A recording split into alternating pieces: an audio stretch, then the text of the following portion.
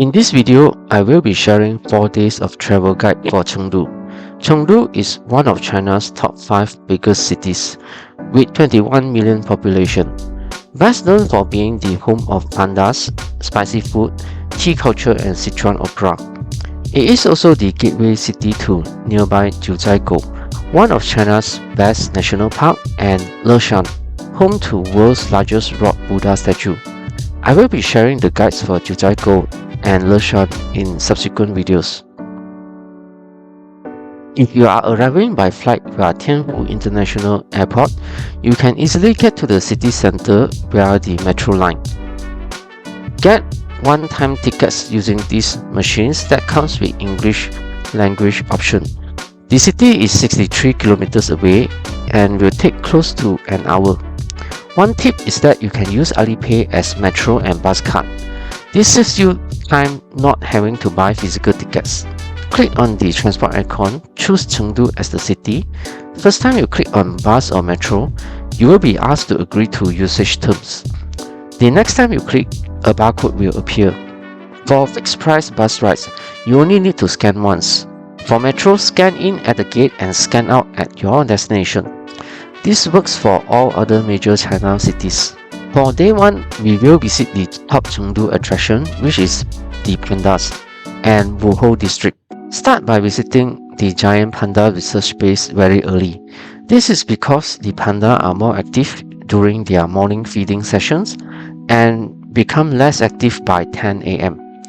Take Metro Line 3 and get off at Panda Avenue Station Exit A. After exiting the station, you will see the shuttle bus that will take you to the base South Gate entrance, which is the main entrance. Use Alipay bus barcode I mentioned earlier to pay renminbi 2 for the 10 minutes bus ride. The base opens at 7:30 AM and I reached just before 8 AM. Even though there is a large crowd, the lines move fast. Do get the tickets ahead online via trip.com. The base is huge and once you enter, there are signboards that show the recommended visiting route.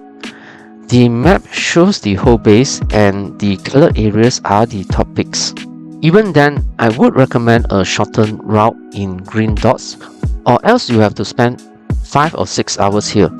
The yellow and red dots area are more clusters of panda villas.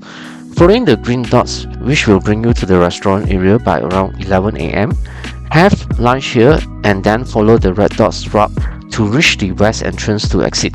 This recommended route will take about 4 hours inclusive of lunch. A couple of minutes walk from the south entrance and you will reach the closest cluster of panda villas. The feeding time is around 8 AM to 9 AM, so make sure you are here during this time, as pandas are most active during mealtime. Take the time to enjoy seeing how cute and adorable these pandas look while they eat, crawl, roll around and play.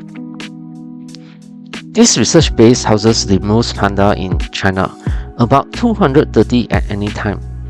There are many panda villas, so if one is too crowded, just go to the next one. Not all villas are crowded. You might notice a huge queue in this area for one particular villa. This is the villa for Huahua, the most famous panda in China, shaped like an onigiri. I asked the guard and he said the queue is 2 hours. Visitors are only allowed a few minutes of viewing time, so I skip it. A bit further in are enclosures for red pandas, quite cute as well, but they tend to be more active and might be hard to spot when they climb up trees. There are around 70 red pandas at the research base. During my visit, the Sun Nursery was closed. If it is open, there will be baby pandas with their mothers here. The Moon Nursery is open though, and I get to see some young pandas being playful with their mums. All the nurseries are always crowded. The whole research base is huge and there are many clusters of panda villas. By 11 AM, some of the pandas are moved indoors due to the hot weather. The restaurant area is about 2/3 of the way in. Here you will find a dozen Chinese restaurants, and some gift shops. I only saw one burger shop if you are looking for non-Chinese food. I would recommend getting lunch here before heading towards the exit. There is shuttle bus service within the base. You have to purchase the tickets at the entrance. With the tickets, you can hop on and directly go to either the west or south entrance from the restaurant area. From here, I skip the yellow dots area and quickly move along the red dots. If you like to explore these areas, you will see outdoor and indoor enclosures for male pandas. Most likely, they will be indoor sleeping by now. Head towards the west entrance exit, the research space. From there, walk a short distance to the bus stop for bus 409 that brings you to the Chengdu General Hospital metro station. Similarly, scan the Alipay bus barcode for Renminbi 2 payment. From the metro station, you can return to the city center. Next, take Metro Line 3 or 5 and get off at Kaohsiungqiao Station, exit C, and walk about 10 minutes to Wuhou Temple. They are building a new exit D. Use that if it is open as it is closer. Use a map app instead of Google Map for walking navigation while in China. You will come across the exit gate first, but continue walk another 100 meters to the main entrance. Shown here is the recommended walking route. Wuhou Temple is dedicated to Zhuge Liang. At the same location is the temple and mausoleum for his ruler Liu Bei. The first area you will see is the garden and corridors containing statues of famous generals and officials serving Shu Kingdom. Originally built in year 223, Wuhou Temple is unique that the Prime Minister's temple is integrated with his ruler's tomb and temple.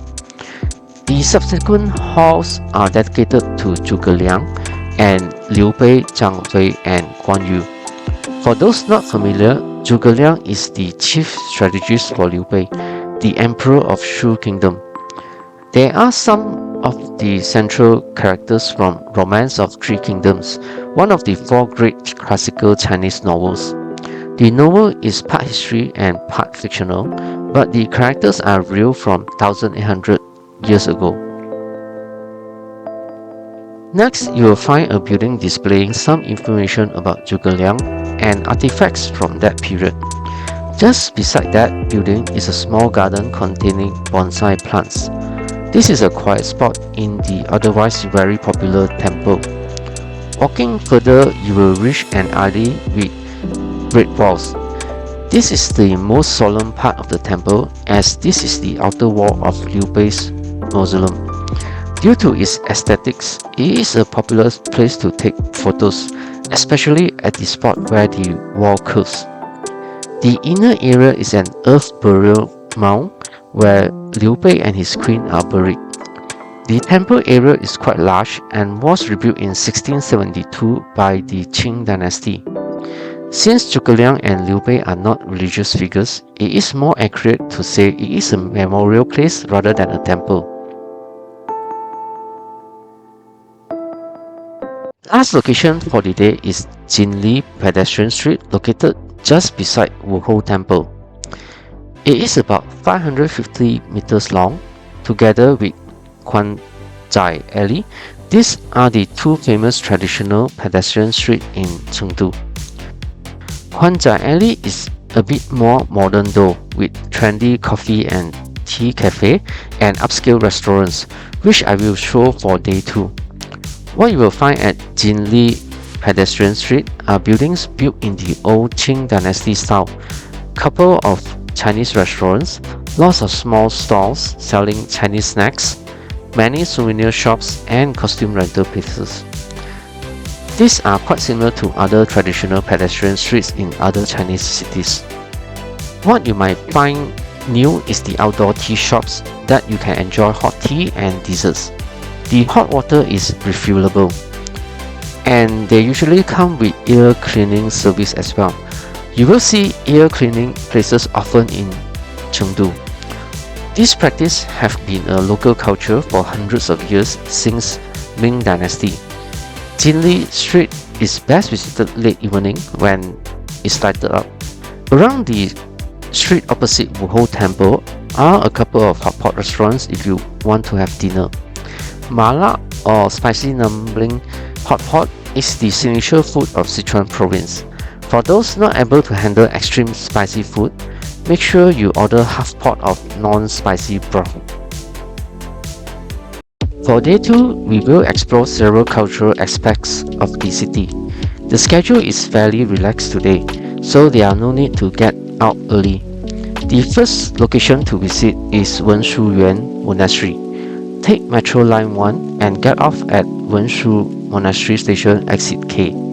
Then walk for about 5 minutes. Wenshu Yuan Monastery is not a tourist site, but is an authentic and active Buddhist temple and monastery.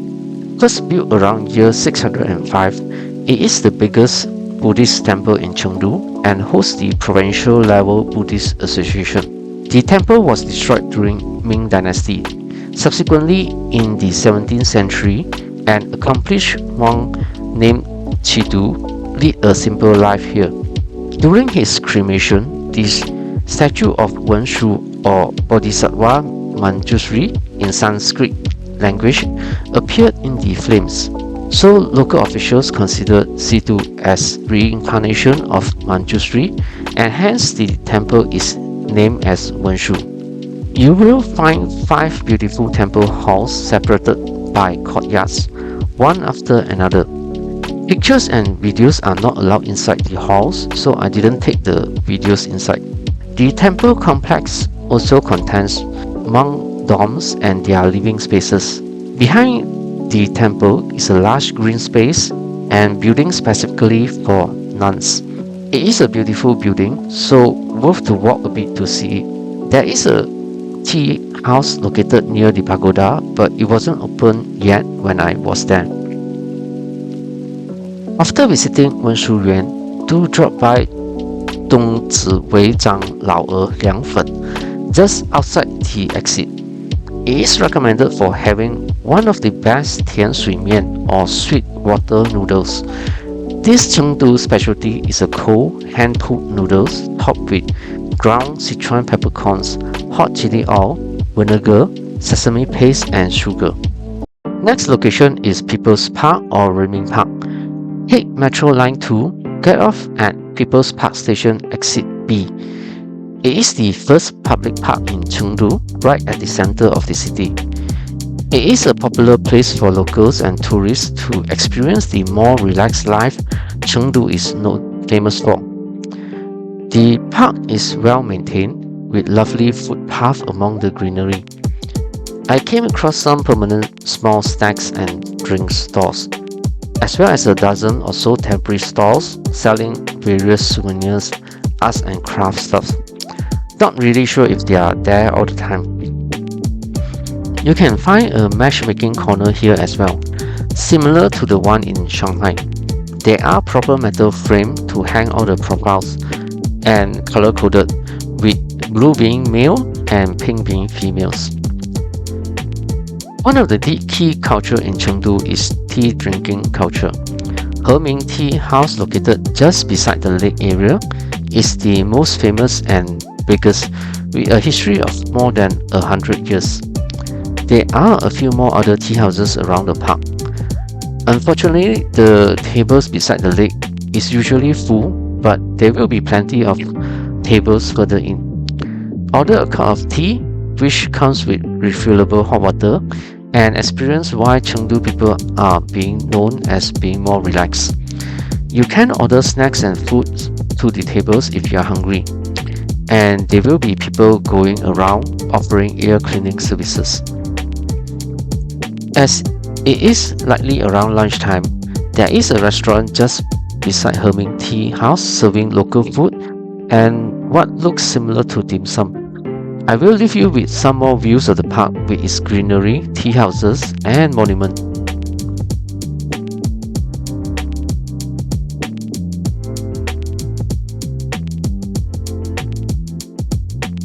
Next, walk 15 minutes north, west using a map to Kuanzhai Alley. You can take metro to Kuanzhai Alley station as well, but it involves a line change from People's Park, so it is probably faster to just walk. Kuanzhai Alley is the other historical pedestrian street other than Jinli Street. It consists of 3 parallel alleys, Kuan or Wide Alley, Zai or Narrow Alley, and Jing Alley. These alleys are the few remaining surviving buildings from Qing Dynasty, though they are renovated. Similar to Jinli Street, you will find beautiful traditional style buildings lining the streets and Chinese restaurants, small stalls selling Chinese snacks, souvenir shops, and costume rental places. However, I think Kuanzhai Alley is more appealing between the two, with its higher-end restaurants, tea houses, coffee chains, and bigger souvenir shops. There are even a couple of Western food restaurants here. You can find a 2-story pop mart store here, but the sought-after Labubu dolls are sold out pretty much in all of their China stores as well. For those not familiar, this is a shop selling blind boxes of collectible toys. There is a branch of Arabica coffee here, located at the more secluded Jing Alley. The store does have nice aesthetics, so maybe go check it out. Also, there is a Starbucks store with traditional Chinese look. However, I find coffee tends to be more expensive in China than elsewhere. Since there are quite a few restaurants here, I would recommend getting dinner before leaving the area for the next activity, which is watching Sichuan opera. At this point, I would like to say I visited all the notable places in Chengdu within 4 days with some time to spare. If you are not interested in 2 or more of these locations, I would recommend limiting Chengdu to 3 days and spend more time outside the city near Jiuzhaigou, Leshan, or Mount Emei. Next place, Shufeng Yayun Sichuan Opera, is about 15 minutes walk southwest. Or take Metro Line 2, get off at Honghuimen Station, exit A, then walk 500 meters. There are also a few Chinese restaurants here that you can get dinner. You should book the tickets ahead via trip.com. You will see a booth for the show at the car park. Approach them for the physical ticket, and their machine will randomly allocate your seat based on whether it is VIP, category A or B tickets. The building is just 100 meters further in. I would recommend getting the VIP tickets as the other categories are far from the stage. The tickets comes with a choice of ear cleaning, shoulder massage, dessert, or souvenir. The show starts at 8 p.m. and lasts for 1.5 hours. Sometimes there are also earlier show times, but not always. Sichuan opera is a popular art form in Sichuan province, Chongqing, and parts of Guizhou and Yunnan. The show at Shufeng Yayun combines it with other folk performances rather than the whole show being Sichuan opera. And it is also not opera in the Western meaning, where you have singers and a storyline. The performances that I saw here includes folk music, Sichuan opera, gaofu, a bowed string instrument, rod puppetry, hand shadow, suona, a type of Chinese double-reeded horn, rolling light comedy, and highlight of the show, fire spitting and face-changing performance. Even though it is a bit pricey, I think it is great to spend the evening seeing a variety of Chinese folk art performances. Be here half an hour before the show time. A quick reminder to help like and subscribe to my channel for the next travel video.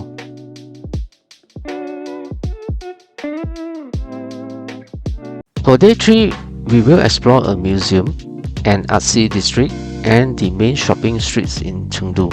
The first location is Jinsha Museum. Take Metro Line 7, get off at Jinsha Side Museum Station, exit C, and walk about 2 minutes to the east entrance. The museum is built on the archaeological site that was discovered in 2001. From what was found during excavation, it is proven that this was once the capital of Shu Kingdom about 2,900 to 3,200 years ago. The first building you enter is the Relics Hall, where you can see the actual excavation site and the pits where important artifacts are found. There are English language texts on the displays. The excavation area includes palace area, sacrificial places, and houses. Exiting the Relic Hall and walking 300 meters, you will reach the exhibition hall. This is where all the artifacts excavated at this site are displayed. There are 5 exhibition halls in total, and you can just follow the route direction recommended by the museum. Hall 1 shows how is the living condition during the period 3,000 years ago. Hall 2 are the various tools, pottery, jade wares. Hall 3 are more jade wares, ivory, bronze, and gold artifacts. One of the unique features of Chinese civilization is the high value placed on usage of jade for jewelry and ceremonial items. Hall 4 shows the most important artifacts, which is the sun and immortal bird gold ornament. It is 12.5 cm in diameter and 0.02 cm thin. The other important artifact is the gold mask. My personal opinion about this museum is that it is too niche and it focuses on one particular period and kingdom at this location. Likely, even if you are keen on history, you might find this museum not as interesting. I would recommend instead to visit Chengdu Museum at the city center, which I will show on day 4. Exiting the exhibition hall, you can also walk through the large park-like area filled with trees and bamboos. You will come across the Jade Road that is paved with unearthed jade and small pebbles. A small enclosure area with a dozen or so deer, which is one of the known sacrificial animals during Shu Kingdom, and the ebony forests that are valuable old trees buried under ancient riverbed and later carbonized after thousands of years. The next location is Dongjiao Jiyi, or Eastern Memory. Take the Metro Line 8 to Dongjiao Memory Station, exit B1, and walk for 5 minutes. Dongjiao Jiyi area was originally the site of Hongguang Electronic Tube Factory, built with assistance from Soviet Union during the 1950s. Now it has been revitalized since 2011 into a vibrant cultural hub similar to 798 Art District in Beijing. What you'll find are a lot of very Instagram-worthy spots among the unique formal industrial architecture, modern art, murals, and shop decorations. The wall with the Chengdu name is located here as well. The line to take the photos with it isn't too long. There are a lot of fashion stores, souvenir shops, dining options, trendy coffee and tea shops. The difference I can see is that there are much less art galleries here compared to 798 Art District. This place does not appear on recommendation lists for Chengdu that often, but I definitely think you should check this place out. It's one of my favorite places in Chengdu with its urban, hip, artsy and relaxed feel. Spend some time exploring the various shops for clothing, handcrafted jewelry, home decor, souvenirs and toys. Besides the tons of Chinese restaurants, there are Thai, Korean, Japanese and burger restaurants as well. Since it should be around lunchtime now, finding some food here is easy. Also plenty of cool looking cafe that serves coffee or tea if you need to take a break after shopping. There are some bars here, but I think they only open late evening. The area just before Dongjiao Jiyi looks like a fairly new modern shopping area, but leave the shopping to the next location as we'll be visiting Taikooli and Chunxi Road shopping area next.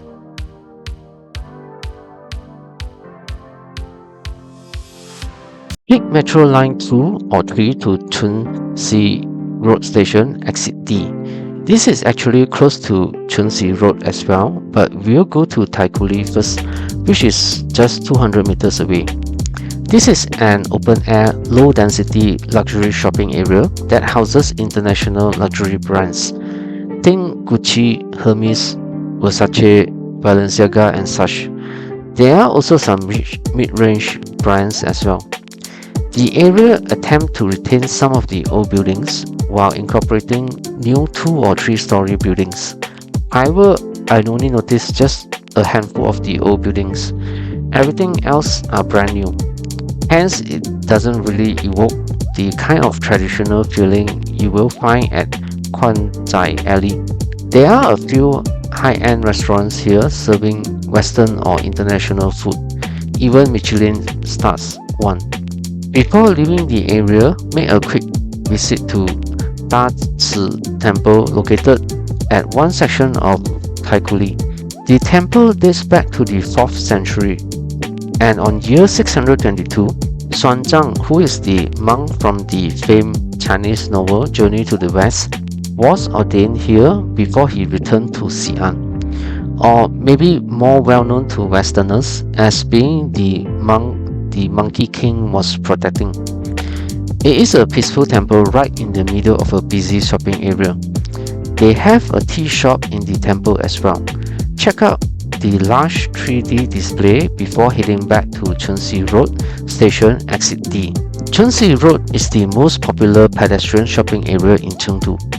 It actually refers to the clusters of several streets in this area. Here you will find several malls, many individual shops, food courts or restaurant clusters within the malls, outdoor snack street and more.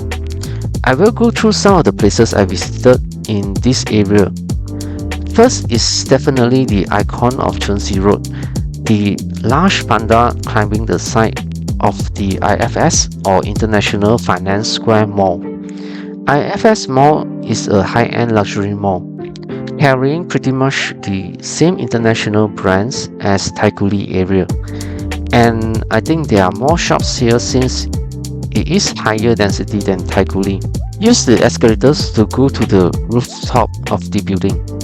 There you can take a close-up photo with the panda, but there will be a queue here to take the photos, so you will have to wait. The rest of the rooftop garden area with half a dozen cool looking sculptures. There are several high-end restaurants in the mall on random levels. The food court is at lower ground 2 level near the ice skating area. If you want to find something more affordable to eat, direct opposite the IFS Mall is the Parkson Mall building with an underground food street. It is actually a food court with 2 dozen shops selling Chinese food, also an affordable place to eat. If you walk in the direction of this street with the small sculptures, you will first come across several street stalls, and a bit further are multi-level buildings for Top Toy and Miniso. Both are a cool place for those looking for blind boxes, collectibles, toys, souvenirs, or just something cute to bring home. Recent years, these type of stalls are very popular in China. On the same building, Miniso occupies, the rest of the multi-level building are filled with more than a dozen shops selling manga, anime, or game-related collectibles as well as fantasy costumes. And opposite from Miniso is a section with a cluster of a dozen snacks stalls and chain stores tea shops. The first store is a shop selling spicy rabbit head and other rabbit parts, which are Chengdu's delicacy. The rest of the area sells all sorts of local snacks that you might want to try. I also went into this cool looking mall with its colorful and playful facade. The first couple of levels are trendy fashion shops. I think they are local brands, so should be more affordable. On the 6th floor are a dozen restaurants. mostly Chinese hot pot or barbecue places, but there is a Japanese ramen shop. The top floor has a Haidilao. Unfortunately, I do not see much non-Chinese food in the area except for fast food such as KFC and McDonald's. Chunxi Road is a very lively place, especially in the late evening, with the many malls, shops, restaurants, and food courts in the area. I would recommend staying around this area during your Chengdu's visit, which is what I did. For day 4, we will explore a memorial to a famous poet, a museum, and a bar street. The first location is Fu Thatched Cottage. Take Metro Line 4, get off at Chaotang Road North Station Exit B. The place is about 900 meters away, so I took a short bike. Fu is often regarded along with Li Bai and Wang Wei as one of the 3 greatest poets in China's literary history. The place is a museum or park created in his honor. Fu originally lived in Xi'an during Tang Dynasty but fled to Chengdu in 759 due to rebellion happening. With help from his friends, they constructed a thatched cottage in this location. He only lived here for 4 years, but these are his most productive period, where he composed 240 poems that are considered national treasures. After his departure, the cottage no longer exists. As early as Song Dynasty around the year 1000, a temple was built here to commemorate him, and there are several reconstructions over the centuries by different dynasties. Today, it is a shrine to Chinese literature and a commemorative museum in the form of a traditional garden. The place is a very large compound with buildings containing information about Fu, pavilions, Chinese gardens, ponds, and bridges. There is a recreation of the cottage based on his poems, and it is fairly simple home considering that Fu isn't a rich person. Another area is the corridor displaying all of Fu's poems carved onto wood panels. The area also contains a bonsai garden. For foreigners, it is not likely that you have heard of him. However, the place is worth visiting for its beautiful gardens. Next, take the Metro Line 1 or 2 to Tianfu Square station. Tianfu Square is located right in the center of the city. The square is shaped like a Taoist Tai-Chi with 2 circles and an S shape running in between. The metro station comes out at one of the circles, which has a ring-shaped monument shaped like the golden sunbird pattern found at Jinsha archaeology site, while the other circle is a fountain. This is the central business and museum district. Right in front of Sichuan Science and Technology Museum is a large statue of Chairman Mao. Since it should be around lunchtime by now, the underground area around the metro stop are filled with dozens of restaurants and snack stores, mostly selling Chinese food, but there are a Domino Pizza and Burger King here, and maybe 1 or 2 Korean or Japanese food restaurants. I would recommend getting lunch here before continuing. The main reason we are at Tianfu Square is to visit the fantastic Chengdu Museum. This is a fairly new building completed in 2016. The museum is quite massive, with 5 floors and a basement level covering the history of Sichuan and Chengdu from Neolithic period to the Republic of China. The basement and first floor are temporary exhibits. The other floors are organized chronologically from oldest on 2nd floor to the most modern on 5th floor. 2nd floor covers the pre-Qin period with artifacts from Baodun culture, Jinsha and San Xingdui site, Xia, Shang up to Han Dynasty. This is a time period from 3000 BC to 500 AD. 3rd floor covers the Sui to Qing Dynasty period from 500 AD to 1912. Fourth floor covers the recent historical period from anti-Japanese war to modern China. The fifth floor contains exhibits on puppetry and shadow plays, which are a folk culture with long history in Sichuan. With its in-depth and comprehensive display of Sichuan and Chengdu history, I highly recommend everyone to spare some time for a visit. And it is free to visit, as opposed to Jinsha Museum that requires an entrance fee. Local visitors need to pre-register for appointment, but fortunately foreigners can just enter without any reservation. Do take note all museums are closed on Mondays. Tianfu Square has other museums nearby, such as Sichuan Art Museum and Sichuan Science and Technology Museum, as well as the Sichuan Library if you are looking to fill your time. While at Tianfu Square, this building named Tianfu Hood is completely filled with anime, manga, game collectibles, blind boxes, toys, cute figurines, and costume shops. I couldn't remember how many floors it was, likely 5 floors. Every shop inside are selling exclusively these categories of merchandise. I was here on a Saturday and it was jam-packed with shoppers as well as cosplayers. There doesn't seem to be any special event, so I guess this happens every weekend. Awesome place if you are into Chinese or Japanese anime, manga or game stuff. Do get dinner at Tianfu Square before the next location. The last location is Anshun Bridge. Take Metro Line 2 to Dongmen Bridge Station and walk about 900 meters.